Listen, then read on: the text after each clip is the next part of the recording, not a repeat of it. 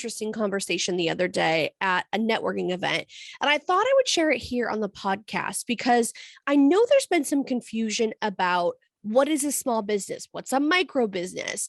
Some people think small business is a really, really small, like one person, an entrepreneur, while other people lean more towards the Small Business Association's definition of a small business, which is much, much larger.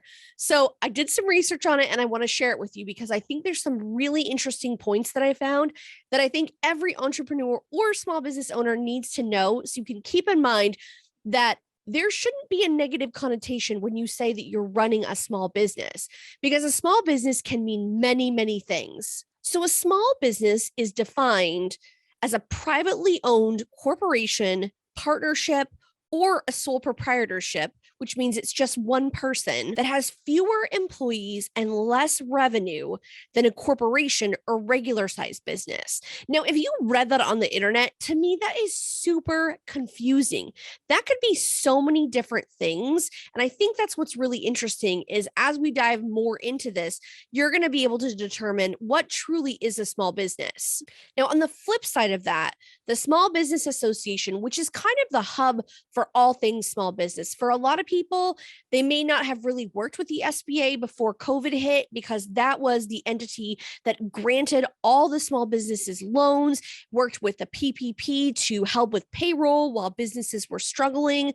So those are a couple things that they've done recently, but they are massive entity. They do so much for small business. So let's dive into what they consider to be a small business. So their definition of a small business is no more than 1,500 employees and less than $38.5 million in revenue. That's, of course, depending on the industry. While those numbers seem massive, and if you're a small business owner, you're thinking, holy smokes, $38 million, that would be incredible, but that's not truly me. Keep in mind that the SBA also says that 90% of these small businesses have fewer than 20 employees.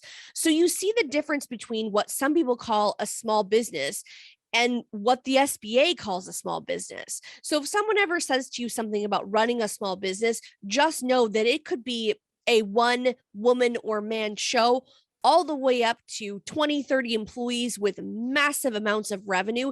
It just really depends on where you fall in that huge spread. Now, one thing to mention too is there's 4 main different types of small businesses.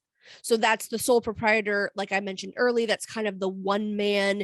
A lot of startups start with just this one man because they are building their business. It starts with an idea or a goal or something that you're working on. Then you've got a partnership. So that's if you're working with one or more partners on this small business idea, a corporation or an LLC, which a lot of people use. I use an LLC myself.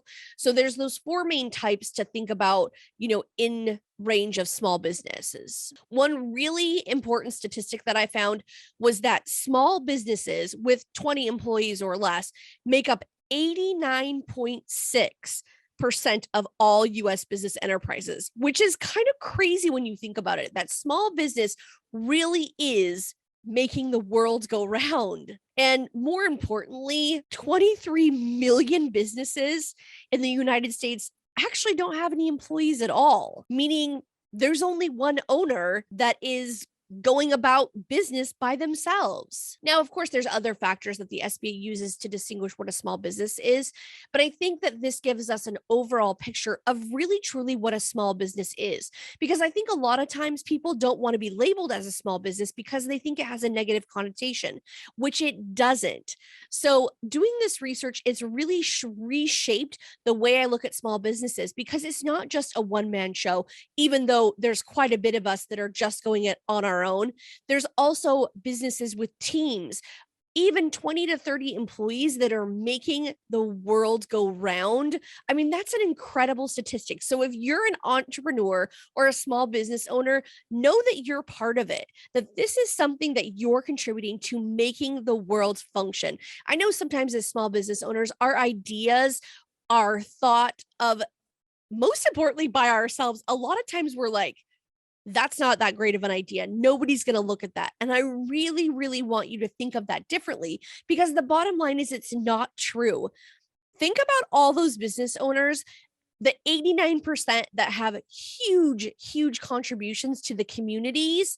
What if they had said to themselves, this is never going to work. No one's going to buy this. I'm going to stay where it's safe. And I think if you're an entrepreneur, or an entrepreneur that really wants to make that jump, or maybe you're someone with a side hustle that you're like, you know what, I really want to take this leap. This should be motivation to you, that this is your sign to do it. Because think of all these other people out there in the world that if they hadn't have taken that jump, they wouldn't be part of that 89%. They wouldn't be changing the world. And I really, truly believe that small businesses change the world. Whether it's SBA that says that, whether it's your peers that say that, you have to know that that idea that you have cooking in your mind, you've got to get it out there to the world. Because if no one knows about it, it's just going to stay in your head. And that's not a good place for it.